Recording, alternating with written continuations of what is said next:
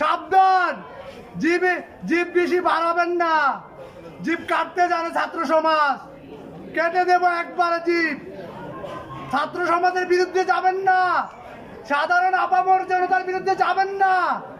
এরা খেটে খাওয়া মানুষ, এরা খেটে খেয়ে পরিশ্রম করে টিকিট কিনে।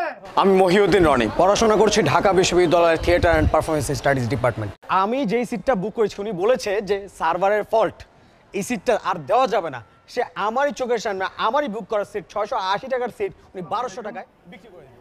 আপনারা জানেন গত 9 দিন যাবৎ ঢাকা বিশ্ববিদ্যালয়ের মহিউদ্দিন রনি ভাই ঢাকা রেলওয়ে স্টেশনে অবস্থান করতেছে। রেল স্টেশনে অব্যবস্থাপনা ও দুর্নীতির বিরুদ্ধে অবস্থান নিচ্ছে। আমরা তার পক্ষে সংহতি প্রকাশ করে আজকে এখানে অবস্থান কর্মসূচি পালন করছি এবং প্রতিবাদী কনসার্ট আয়োজন করা হয়েছে। আপনারা জানেন যে দেশের যে অব্যবস্থাপনা, রেলওয়ের যে অব্যবস্থাপনা, তার মধ্যে সবচেয়ে মজার বিষয়টা কি জানেন? আমি আমার বাবার টাকায় টিকিট কিনি, আমার বাবার পরিশ্রমে টিকিট কিনি, আমার দেশের সরকারের টিকিট কিনি, আমার দেশের টিকিট কিনি, কিন্তু আমি কালোবাজারি দিকে অর্ধেক টাকা বেশি দিয়ে টিকিট কিনি। 240 টাকার টিকিট আমার 500 টাকা দিয়ে কিনতে হয়। শ্রীমঙ্গল থেকে ঢাকা 240 টাকা টিকিট ট্রেনের ভাড়া সুবনচিয়া, সেই জায়গায় আমার 500 টাকা দিতে হচ্ছে। কেন ভাই? আমি তো আমার টিকিট কিনতেছি, আমি কি সরকারের ট্যাক্স দেয় না? একজন ঠেলা ড্রাইভার কি সরকারকে ট্যাক্স দিচ্ছে না? একজন রিক্সা ড্রাইভার কি দিচ্ছে না? তাহলে কেন এত দুর্নীতি? কেন আমরা দালাল থেকে কিনতে হবে? তাহলে এই স্টেশনের দরকার কি ছিল? আমার যদি দালাল থেকে টিকিট কিনতে হয় তাহলে সহজ ডটকমের দরকার কি ছিল? আমার যদি দালাল থেকে টিকিট কিনতে হয় তাহলে এই এত কর্মচারী দরকার কি ছিল রেলওয়েতে? আমি স্টেশনে গেলে বলে টিকিট নাই। আপনারা সবাই জানেন প্রতিটা স্টেশনে একটা নির্দিষ্ট পরিমাণ টিকিট দেওয়া হয়, সিট দেওয়া হয়, কিন্তু সকাল হইতে না হইতে সিটগুলো টাকা কই যায়? প্রতি বছরে রেলওয়েতে ঘাটতি থাকে কেন? কোনদিন কি একটা যাত্রী ছাড়া ট্রেন মুভ করছে? একটা সিট খালি রেখে ট্রেন মুভ করছে? তাহলে আপনাদের ঘাটতি থাকবে কেন? কেন ঘাটতি থাকবে?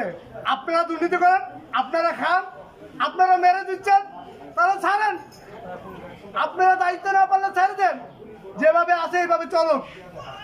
পাবলিক সার্ভিস দিতে পারছেন না, আবার আসছেন পাবলিক সার্ভিস দিয়ে। আর যখন প্রতিবাদ করবে মহিউদ্দিন রনিরা আপনারা হুমকি দেন, মামলা দিবেন, দেশের বাইরে যাবে।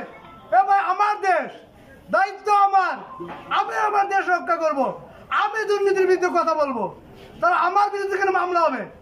ভাই আমি যদি দুর্নীতির বিরুদ্ধে কথা বলি, যদি সরকার বিরোধী হয়, তাহলে আপনি যে 600 টাকার টিকিট 1200 টাকা নিচ্ছেন, 200 টাকার টিকিট 400 টাকা নিচ্ছেন, তাহলে আপনি কার বিরুদ্ধে কথা বলছেন?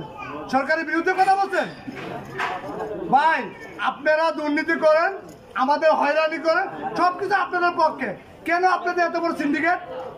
কি এর পেছনে কি এত রাঘব বল রয়েছে যে আপনাদের ক্ষমতা এত আকাশচুম্বী? এইসব বন্ধ করেন।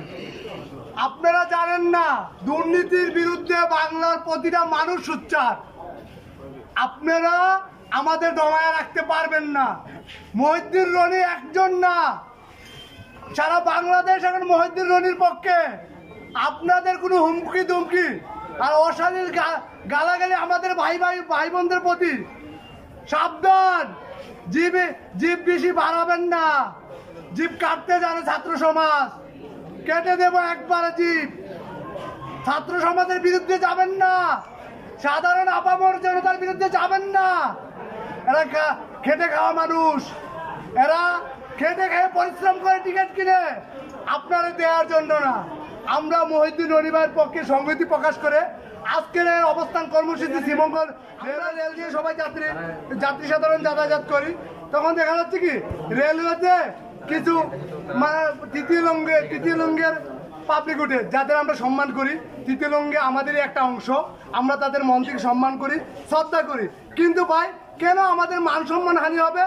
কেন ওদের টাকা, আমার কাছে টাকা নাই, সে টাকা দেবে না, কিন্তু টাকা না দেওয়াতে ওরা যে পরিমাণে আমাদের সাথে অসদাচরণ করে মুঠো কাম্য নয়। তাহলে রেলওয়ে প্রশাসন কই? এই নাটক দেখার জন্য রেলওয়ে প্রশাসন কোনো ব্যবস্থাপনা নাই। রেলওয়েতে খাবার, পচা খাবার, আমরা যে এই পচা খাবার দ্বিগুণ দামে কিনতে হয়। 3-4 দিনের আগের খাবার, বাসি খাবার কিনতে হয়। স্যানিটেশন ব্যবস্থা ভালো না, বিশুদ্ধ পানি নাই। রেলওয়েতে আপনার প্রচণ্ড যে যাত্রী যখন বেশি হয় তখন প্রচণ্ড গরমে থাকে, তখন যাত্রীদের একটা সেফ জোন নেই। রেলওয়ে থেকে পাশে থেকে পাথর মারা হয়। ভাই কেন এত নতুন দাবি যুক্ত করছি যে অবিলম্বে এই বেকার ছেলেদেরকে নিয়োগ করে মাতাবাড়ি প্রশাসন ভেঙে দিয়ে বেকার শ্রমিকদেরকে, বেকার ছেলেমেয়েদেরকে নিয়োগ দিয়ে রেলকে সুস্থ এবং স্বাস্থ্যবান করুন। এই আহ্বান জানিয়ে আমি আমার বক্তব্য শেষ করছি। সবাইকে ধন্যবাদ। কমলাপুর রেল স্টেশনে অবস্থান করছি। আমি চাচ্ছি বাংলাদেশ রেলওয়ের যে অব্যবস্থাপনা সেটা অতি দ্রুত অনতিবিলম্বে এটা সমাধান হয়ে যায়। আগুন জ্বালিয়ে দিয়ে পুড়ে ছাই হয়ে যায়, এইখানে মাটির সাথে মিশে যাব, তারপরে এই দেশে আমি কোথাও যাবো না। সমস্যার সমাধান, যেহেতু এখানে সমস্যার সমাধান প্রয়োজন, এখানে সমস্যার সমাধান করে আমি যাব। যতক্ষণ পর্যন্ত না সমস্যার সমাধান হচ্ছে আমি এখান থেকে। ভিডিওটা সবাই শেয়ার দিবা ইনশাআল্লাহ। এত সময় লগে আসলাম আমি আহমদ জুনাইদ। বালা থাকবা হল।